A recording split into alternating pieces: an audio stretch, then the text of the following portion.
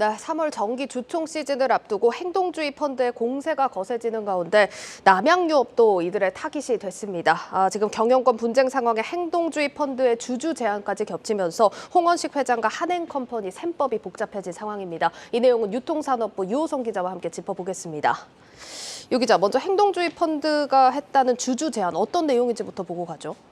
네, 지난달 말이죠. 이 남양유업 지분 3% 정도를 갖고 있는 차 파트너스 자산운용이 주주 제한을 공개했습니다. 내용을 좀 보면요. 일반 주주의 지분 절반을 주당 82만 원에 공개 매수하라고 요구하고 있습니다. 예. 이 현재 주가가 53만 원 정도니까 지금보다 1.5배 정도 높은 수준의 주식을 좀 사달라, 예. 뭐 이런 내용인데요. 2년 전 80만 원까지 올랐던 주가가 경영권 분쟁으로 떨어지면서 일반 주주들이 손해를 좀 봤으니까 네. 이 회사가 책임을 져야 한다, 뭐 이런 논리입니다. 이와 함께 5대1 액면 분할, 주당 2만 원의 배당, 그리고 감사인 선임 등도 함께 제안했습니다. 알겠습니다. 일단 내용은 체크해봤고 하나하나 좀 들여다보겠습니다. 자, 가장 먼저 또 다뤄야 할 사안이 일단 남양유업 홍원식 회장 일가가 한행컴퍼니와 경영권 분쟁을 또 겪고 있는 상황입니다. 누가 이 제안을 받아야 하는 겁니까, 그럼? 이게 아무래도 좀 법적 결론이 나지 않아서 예. 좀 헷갈려 하실 수가 있는데 이 정기주주총회에서 의결권을 행사할 수 있는 권리는 이 지난해 말 기준 주식을 보유한 주주한테 있습니다. 이 현재로서는 홍 회장이 이 의결권을 행사할 수 있는 권리가 있다라고 보실 수가 있겠는데요. 예. 이 홍 회장과 그 일가가 보유한 남양유업 지분은 53.08%입니다. 차 파트너스 운용 측은 한행컴퍼니 측에도 주주 친화적 요구 수용을 위해 협조를 당부하면서도 이 방점은 홍 회장 일가 측에 뒀습니다. 남양유업은 오늘 이 주주 제안을 주총 안건으로 모두 받아들이겠다라고 공시를 했습니다. 그런데 과거 사례를 보면은 남양유업이 시장과 그렇게 원활한 소통은 하진 않아 왔기 때문에 이 홍원식 회장이 이 제안을 받아들일지 여부가 관건이겠네요. 네, 맞습니다. 이 과거 사례를 좀 보면 지분 6%를 보유한 이 국민연금이 이 배당을 좀 늘리라라고 하자 남양유업은 지분 6%를 가지고 있는 국민연금이 이 주주 권익을 대변하는 것이 이치에 맞지 않다라면서 거부를 한 바 있습니다. 네. 그런데 이 경영권 분쟁을 겪고 있는 이번엔 일부 주주 제한 수용을 검토할 수 있다는 관측이 나오고 있습니다. 그러니까 지금 한행컴퍼니와의 법정 다툼 판세가 어떻게 흘러가느냐에 따라서 선택이 달라질 수 있다 이런 얘기인데 지금 상황이 어떻습니까?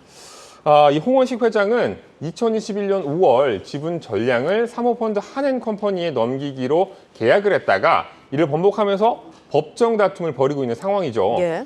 김앤장 소속 변호사가 양측을 불법 쌍방대리하는 바람에 약속받은 권리들을 보장받지 못했다는 주장을 펼치고 있는데 1심과 2심에서 모두 패소했습니다.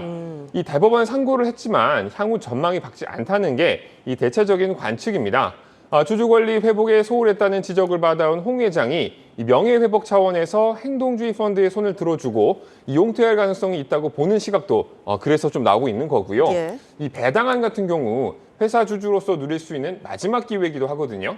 홍 회장 일가가 가진 남양유업 주식수가 38만 주가량이 되니까 이 배당안을 받아들이면 76억 원 이상을 손에 쥘 수가 있습니다. 알겠습니다. 그리고 앞서서 일반 주주 지분 50%를 주당 82만 원에 공개 매수하라 이런 요구도 있었습니다. 이 공개 매수 요구안에 대해서는 어떻습니까? 이 공개 매수 가능성에 대해서 의견이 좀 분분한 상황인데요. 예. 관건은 이 자금력입니다.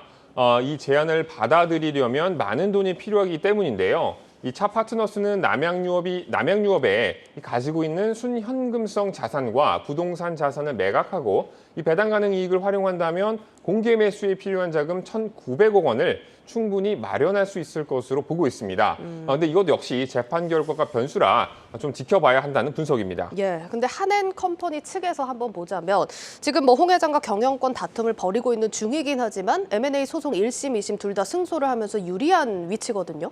근데 한행컴퍼니 측에서는 이런 제안이 달갑지 않은 상황일 것 같은데 한행컴퍼니 입장은 어떨까요?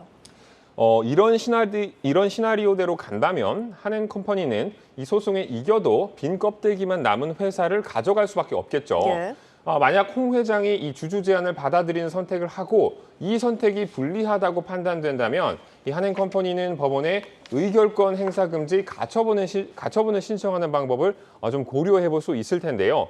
이 앞서 2001년 10월에도 남양유업이 사내이사 선임 안건을 가지고 임시주주총회를 소집한 적이 있는데 이때 법원이 이 한행컴퍼니가 홍 회장을 상대로 제기한 의결권 행사 금지 가처분 신청을 받아들이면서 네. 이 한행컴퍼니 손을 들어준 적이 있습니다.